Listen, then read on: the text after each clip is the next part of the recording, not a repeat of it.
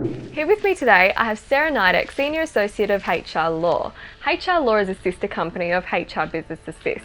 Sarah's going to be talking to us today a little bit more about employees versus contractors. So Sarah, what's the difference between an employee and a contractor? It's a difficult question to answer, to be honest, because there's so many different things that could categorise either. But an employee generally is someone you have control over. So you would direct how and when they do their work. So you set their hours of work, Monday to Friday, 8:30 to 5, lunch break at 1.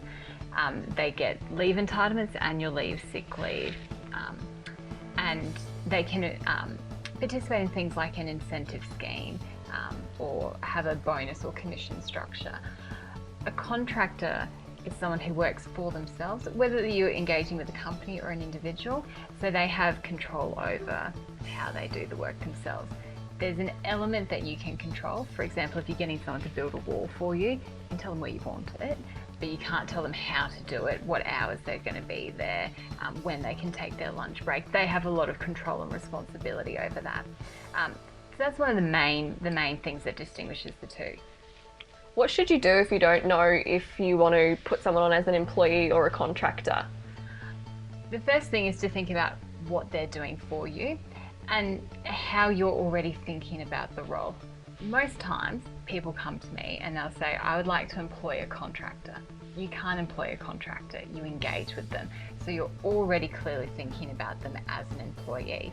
If you want them to apply for leave at Christmas time, you want them to call in sick, you want to have complete control of their work, you want them to wear your work branding on uniforms, have business cards, etc., then you're thinking of them being an employee. If you just want someone to come in, do a job and leave again, well then we can look at them being a contractor because the documents you use to engage the two are very different. So I've heard this term sham contracting. What does it actually mean? So sham contracting is something under the Fair Work Act, and it's to protect individuals who are engaged in a sham contract. So it's a situation where they've been engaged as a contractor, but they're really an employee. And there's some different criteria there under the Act. But generally the risk with a sham contract is that you've really engaged or employed someone, and so they should be paid wages, they should have all their leave entitlements. So if you paid them an hourly rate as a contractor, it may not be enough to cover off on their award entitlements, minimum wage, overtime, weekend penalty rates, annual leave loading.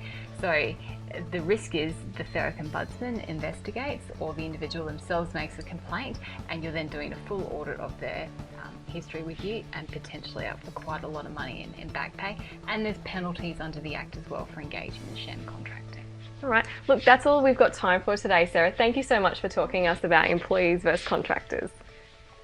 For further information on HR Business Assist, please visit our website. Alternatively, give us a call.